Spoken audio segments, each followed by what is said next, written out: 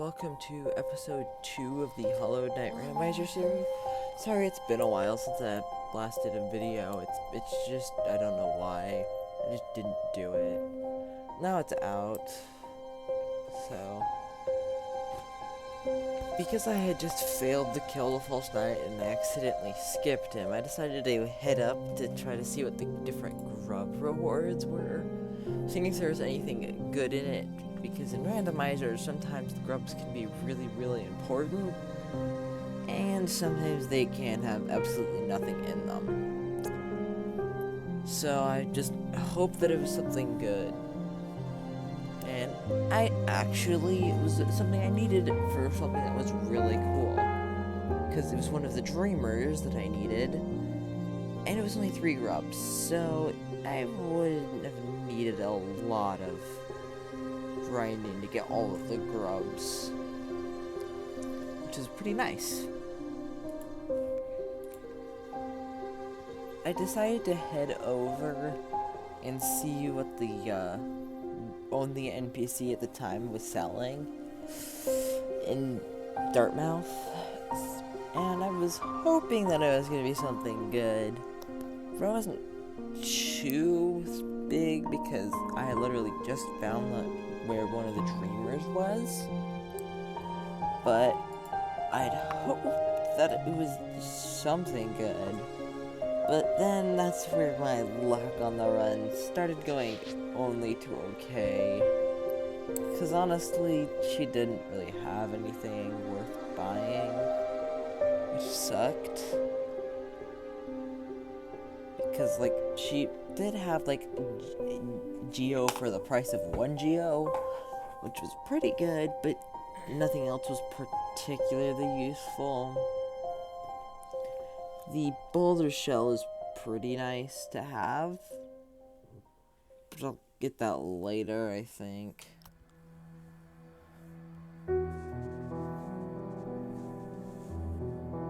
I then decided that because one of the dreamers was available for me to get if I got all the grubs, at least 3 of them at least, I went to the grub that was hidden behind the hulking brute that protects the grub. It would have been pretty easy to get all the grubs for the requirement, since I already had one already. But so I need to get one other grub. As it turns out, there's a weird thing that happens when you desolate die of one of those brutes that just allows you to kind of hover on them, strangely. I don't know what it was about that, but so after I killed the guy, I started heading to the Crystal Peaks to see what I could do in there. Because I did have access to Desolate Dive, which would allow me to get through the main entrance, but I didn't really know how far I could quite get in it, so I hoped to at least get to the first bench. I was pretty lucky, because the first bench was able to get. But what I didn't remember is that most of the time you're supposed to come here with the Mantis Claw, which gives you access to the wall jump and the wall cling that you need to cling onto the sideways conveyor belts to get up any farther. So luckily the dark room bench was available to obtain, but not really any of the other benches, which sucks because I'll have to probably go through the Crystal Peak again. But still, at least I was able to get one of the benches here, which would allow me to bench warp to it, so that I could just, once I got the Mantis Claw, I could just fully progress through the area without having to traverse back to it. Well, sadly, I couldn't get the easy shortcut from Dartmouth. So I just decided to bench warp back to Dartmouth, and then I had the idea to maybe finally get the items that I wanted. King King's Idol is a great investment because it gives me a lot more money later on. But then I finally was like, what if I went to the stag station? I was going to see, because I hadn't picked up any of the items at the Dirtmouth stag station, I was going to try to see what was there. And it was kind of the worst item you could get. Because, like the randomizer makes for the video, makes for the text box instead, it changes the grub map, the collector's map, to the not so nice, not so great named useless item. Haha, you thought this was a good item. And it didn't even open the door, so I'd have to get that much later, which sucked.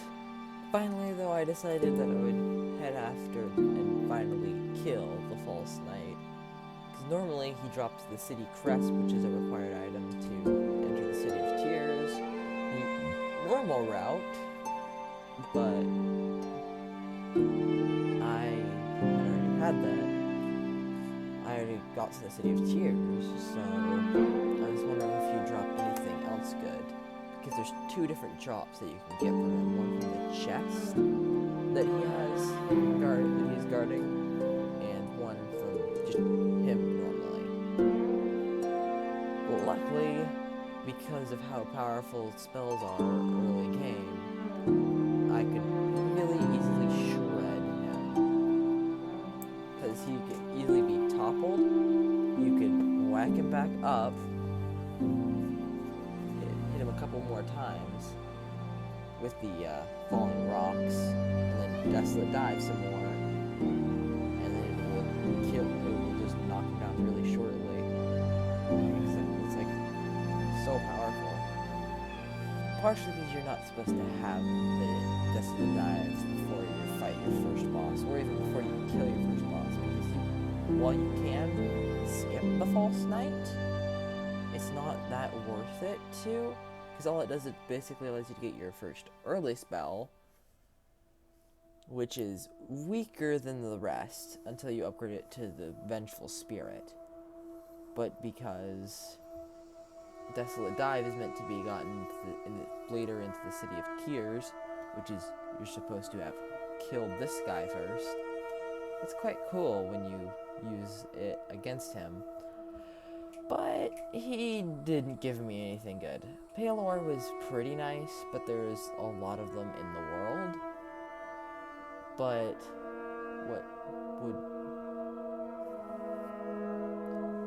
what I wanted to see what I was gonna get from the chest. I accidentally went the wrong way for a second though, and the chest had was really kind of not good. But at least he gave me a Palor so I could upgrade my nail later on when I finally got access to the nailsmith. After the false knight, I decided to take a not so quick detour to the City of Tears to try to pick up some geo. I also tried making a jump in the King Station area a couple of times, but I kept on getting blocked off through because I didn't have the Mantis Claw or the Monarch Wings. But then I decided I think I might go get some geo now, which will be pretty easy because in this area, there's a secret room that has the gilded person. It's the gilded something, and what they do is they drop way too much geo early on, which is a pretty good thing. But sadly, they don't respawn. They're one of the few enemies in this game that does not respawn. And the funny thing is they're not a boss either. So it's just a random enemy that is the only case that does not respawn after you defeat them. Makes sense, because it'd be way too broken just to farm that thing for Geo, because it gives you around, like, I think 500 Geo. But, no, wait, it's not 500. Yeah, it's about 500 on average.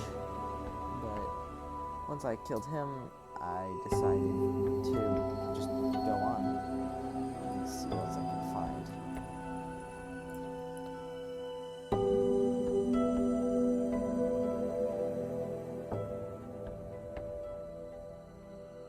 I did try to make the jump to the Watchers early, but I kind of again forgot that they require one of the upgrades to get. So I failed that challenge again.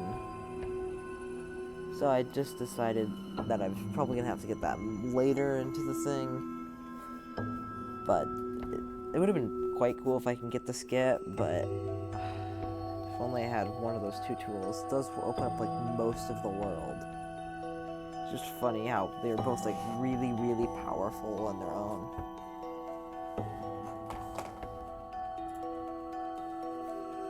I then finally picked up the Elegant Key and the Balder Shell from the shop, so I could, of course, have those two items. One of them will lead to an area that I could explore later, and the other one is just a good defense item to have. That's all for now. Thank you for watching. Please subscribe. Help the channel to grow. Leave likes, any comments, but thank you for watching.